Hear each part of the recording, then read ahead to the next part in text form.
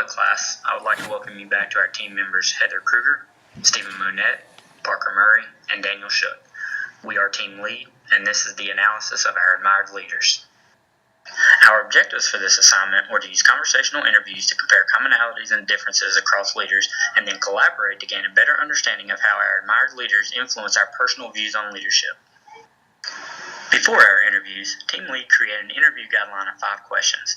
We wanted to ensure that each leader received similar questions and that those questions were focused on the concepts that we have been discussing in the course. Our questions centered around what makes a leader, the leader's self-awareness, how do they determine which leadership style to use, how do they ensure specific activities are aligned with organizational goals, and finally, how do they keep team members motivated even in times of setbacks. We interviewed different leaders and found a lot of commonalities between their leadership styles. The first is the central traits of leadership that were very common throughout all of them, were that communication was huge, their drive to be hardworking, also their vision to see the bigger picture, also honesty and trustworthiness. They're also great motivators and inspirational to their followers, and making sure that they create great relationships with those followers. A lot of them talked about their strengths and not really their weaknesses.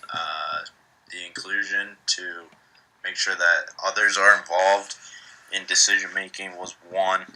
They know the people more than they know technical aspects, so that would be one of their weaknesses. Their other strengths are that they're good motivators, communicators, and good at creating positive relationships with their followers.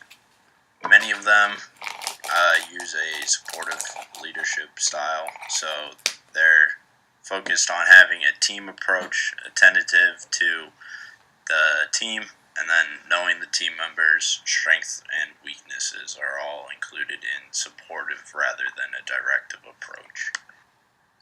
They align with their organization's mission by making sure that tasks are met and that all of their goals are reached. They keep everyone on the same page using regular meetings, and they educate about goals, objective, and strategy. So trying to help the followers see the bigger picture rather than just leaving them out and not letting them know about those things. And they keep themselves motivated daily despite setbacks by keeping their sights on the bigger picture. Again, probably one of the most important things that all of them talked about as a leader. And then also just praising people through small accomplishments, and then also making sure that the team shows resilience and doesn't let the setbacks deter them from meeting their end goals. Perhaps one of the leaders interviewed said it best when he stated that there are people that lead very differently, but that does not mean that one is better than the other. Essential traits of leadership have been identified: intelligence, self-confidence, determination, integrity, and social ability. Interestingly, not one of the 4 leaders interviewed identified intelligence as a leadership trait. Only one leader listed confidence as a characteristic, and traits of determination and integrity were identified by 3 of the 4 interviewees. Only one leader spoke of emotional intelligence, knowing context, self, and others. However, social ability was alluded to by all 4 leaders. When asked what strengths and weaknesses each leader has, answers ranged from strong communicator and motivator to an involver of team members. Only 2 leaders discussed a weakness and how they overcame the weakness. Leaders could identify the weakness in others, however.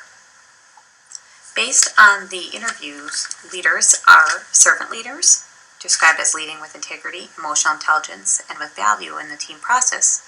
And one of the 4 leaders is a transformational leader, with strong leader-member exchange, with clear understanding of one's own value, and possession of strong compassion. When discussing their use of directive versus supportive leadership, there was one main difference. Leaders responded that they focused on the situation, or that they focused on the individual person to make the determination of which approach to use.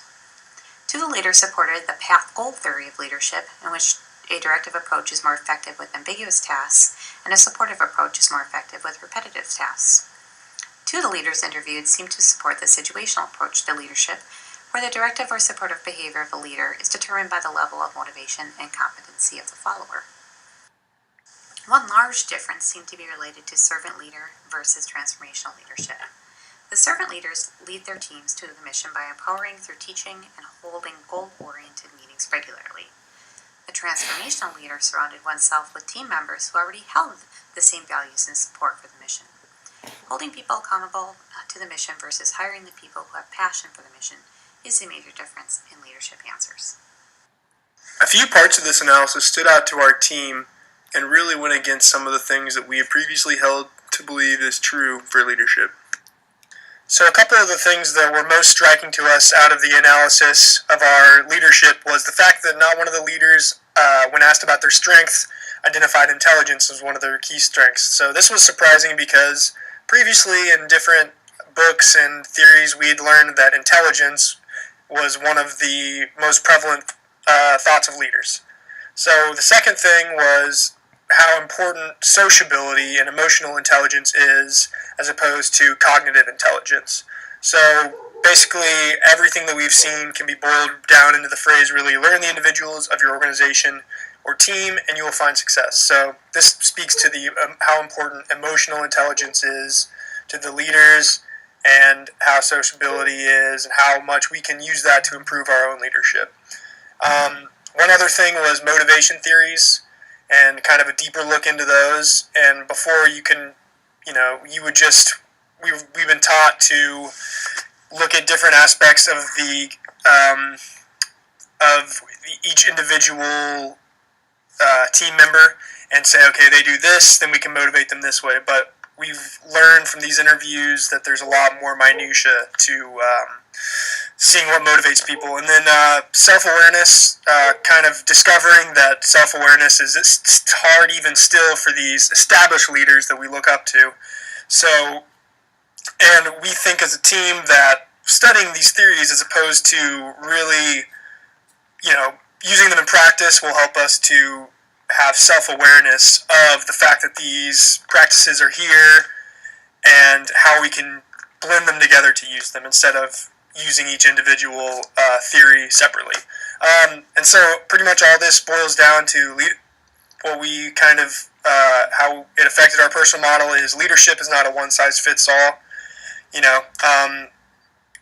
You can't look at someone and say, oh, they're a supportive leader or they're a directive leader. There's different levels to all sorts of things within leadership. Leadership is a term that can be defined in many ways, and these interviews prove that there are many ways that a person can lead. While these leaders did show commonalities, they showed just as many differences. There is no concrete set of traits or skills that a person must possess in order to be a great leader. However, there are certain traits such as communicator, drive, and vision, just to name a few, that many people agree are important to leadership. We also noticed that leaders typically do a good job of evaluating the strengths and weaknesses of their followers, but these interviewees showed that leaders sometimes have difficulty evaluating their own weaknesses. In order for a leader to reach their full potential, they must be able to reflect on areas they can improve in. Our team believes that these leaders gave us great insight to what it means to lead, and through these interviews we have gained a better understanding of different leadership styles and how our admired leaders have influenced our personal views on leadership. Team Lead would like to leave you with the following question. Do you believe it would be beneficial for leaders to study leadership theory? And have you ever witnessed one of your admired leaders exhibiting any of the theories that you have learned in class?